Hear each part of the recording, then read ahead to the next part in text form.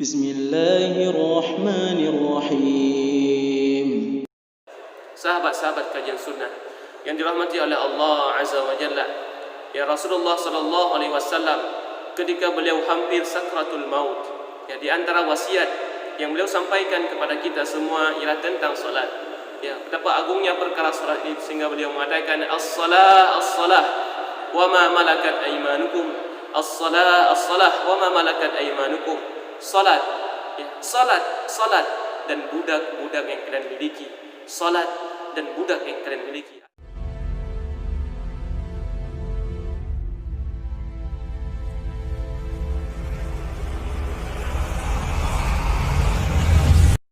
Kajian sunnah, bersama-sama kita mencerahkan umat.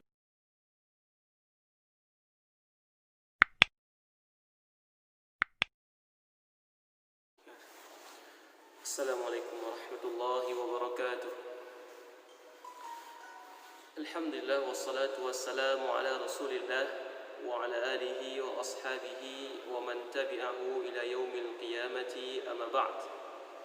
Sahabat-sahabat kajian sunnah yang semoga selalu berada dalam lindungan Allah Azza wa Jalla, apa kabar antum semuanya hari ini? Semoga tetap berada dalam kebaikan. Dan apa kabar pula salat kita? Ya, apakah ia masih 5 waktu? Apakah ia masih 17 rakaat sehari? Atau telah bertambah menjadi rakaat-rakaat yang lain yang cukup banyak? Atau malah berkurang menjadi beberapa rakaat, tidak sampai 17 rakaat? Sahabat-sahabat kajian sunnah yang dirahmati oleh Allah Azza wa Jalla, salat ialah perkara yang sangat agung dalam Islam ini. Makanya kita perhatikan, ya, para ulama ketika mereka mentertibkan, ya, kitab-kitab fikih, selalu di awalnya bab taharah, kemudian tentang bab salat. Mengapa demikian? Karena dikedepankan bab taharah karena at-taharah miftahus shalah. Karena taharah ialah kunci agar kita bisa sah dalam salat kita. Jadi dikedepankan bab taharah semata-mata tujuannya agar salat kita menjadi benar. Ya, betapa agungnya, ya, perkara salat dalam Islam. Bahkan semua perkara yang ada dalam agama ini semua Allah turunkan, ya, dengan perantara Jibril alaihi salam. Namun salat ini Rasulullah sallallahu alaihi wasallam langsung, ya, Allah panggil beliau dalam perjalanan Isra dan Mi'raj untuk mengambil perkara salat ini. Maka sungguh awwalu ma yuhasabu bihil 'abdu yaumal qiyamah as-salah. Fa idza salahat salaha sa'iru 'amalihi wa idza fasadat fasada sa'iru 'amalihi. Perkara pertama yang akan Allah hisab nanti dari seorang hamba ialah perkara salatnya. Apabila salatnya itu baik, benar, diterima oleh Allah Azza wa Jalla, maka insya-Allah, ya, perkara-perkara yang lain pun akan baik. Namun jika seandainya salatnya itu berantakan, amburadul, ya, tidak baik, tidak diterima oleh Allah Azza wa Jalla, maka dapat dipastikan sisa amalannya pun akan buruk. Sahabat-sahabat kajian sunnah yang dirahmati oleh Allah Azza wa Jalla, maka dari itu hendaknya kita selalu mengevaluasi perkara salat kita. Jangan sampai perkara bisnis kita itu lebih, ya, kita semangat dalam mengevaluasinya. Setiap tahun kita selalu mengevaluasi apakah bisnis kita itu untung atau rugi. Jika kita rugi, maka kita berusaha untuk untung tahun ke depan. Jika kita untung, maka kita akan berusaha untuk menambah keuntungan yang ada, karena kita yakin keuntungan itu akan membawa kebaikan untuk kita. Maka jika seandainya perkara dunia yang kita yakini kita akan meninggalkannya, dan itu pasti kita begitu bersemangat untuk terus mengevaluasi hal tersebut, maka perkara yang sangat agung ini tentunya lebih berhak untuk kita evaluasi. Banyak di antara kita yang belajar perkara salat, rukun maupun hal-hal yang berkaitan dengan salat itu patut dia kecil. Ya, ketika dia masih kecil ikut pengajian bersama ustaz-ustaznya, namun ketika selesai SMA ataupun, ya, tingkat aliyah, mereka sudah mulai tidak belajar lagi tentang salat. Bahkan sangat banyak di antara kita tidak tahu mana yang rukun dalam salat, mana yang kewajiban maupun mana yang sunnah.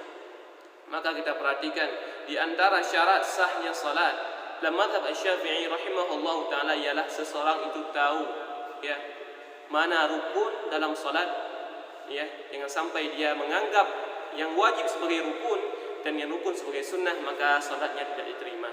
Maka dari itu kita perhatikan betapa banyak salat di antara kita semua yang diterima oleh Allah Azza wa Jalla.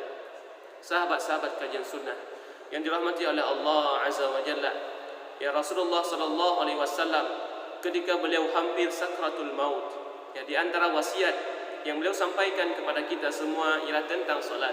Ya, betapa agungnya perkara salat ini sehingga beliau mengatakan as-salah as-salah wa ma malakat aymanukum. As-salah as-salah wa ma malakat aymanukum. Salat, ya, salat dan budak-budak yang kalian miliki. Salat dan budak yang kalian miliki. Artinya wasiat di antara wasiat terakhir Rasulullah sallallahu alaihi wasallam kepada kita ialah agar kita selalu menjaga perkara salat kita, ya, dan menjaga urusan kita dengan budak kita. Karena betapa agungnya perkara salat ini ialah perkara yang sangat agung yang membuktikan keimanan kita kepada Allah Azza wa Jalla. Sungguh keimanan itu tidak hanya dibuktikan dengan lisan kita mengucapkan amantu billah, aku telah beriman kepada Allah, namun tidak ada satu perkara pun dalam urusan keimanan ini kita melaksanakannya. Salat kita tinggalkan, ya, perkara-perkara dunia kita kejar, namun salat kita tinggalkan. Sungguh seseorang yang meninggalkan salat ini musibahnya jauh lebih besar ketimbang musibahnya iblis, la'natullah alaihi ila yaumil qiyamah. Ya, sesungguhnya iblis hanya menolak untuk sujud, ya, kepada Adam. Namun orang-orang yang meninggalkan salat sejatinya dia telah menolak untuk sujud kepada Rabb Tuhannya Adam. Maka sungguh orang yang menolak untuk sujud kepada Adam itu dilaknat oleh Allah Azza wa Jalla. Maka dari itu orang yang menolak untuk sujud kepada Allah, maka sungguh laknatnya insyaallah akan lebih besar. Ya, sahabat-sahabat kajian sunnah yang dirahmati oleh Allah Azza wa Jalla. Maka dari itu hendaknya setiap hari kita, ya, janganlah terlewat melainkan kita menyelesaikan perkara wajib yang telah Allah wajibkan kepada kita 17 rakaat saja. Dan sungguh ketika awal Allah menetapkan kewajiban salat ini, ya, Rasulullah mengatakan diwajibkan kepada kita 50 kali salat. Namun Allah meringankan kepada kita menjadi 17 rakaat. Maka meskipun 17 rakaat Allah tetap memberikan ganjaran kepada kita sebagaimana kita salat 50 rakaat. Begitu rahmatnya Allah kepada kita, namun masih saja kita meninggalkan perkara salat ini. Maka hendaknya, ya, di antara hal yang setiap hari kita perhatikan menjadi prioritas kita dalam kehidupan sehari-hari ialah salat kita. Jangan sampai pekerjaan kita, dunia kita, anak-anak kita itu melalaikan kita dari salat kita. Sebagaimana orang-orang munafik telah mengadu kepada Rasulullah sallallahu alaihi wasallam, mereka mengatakan syaghalatna amwaluna wa ahluna.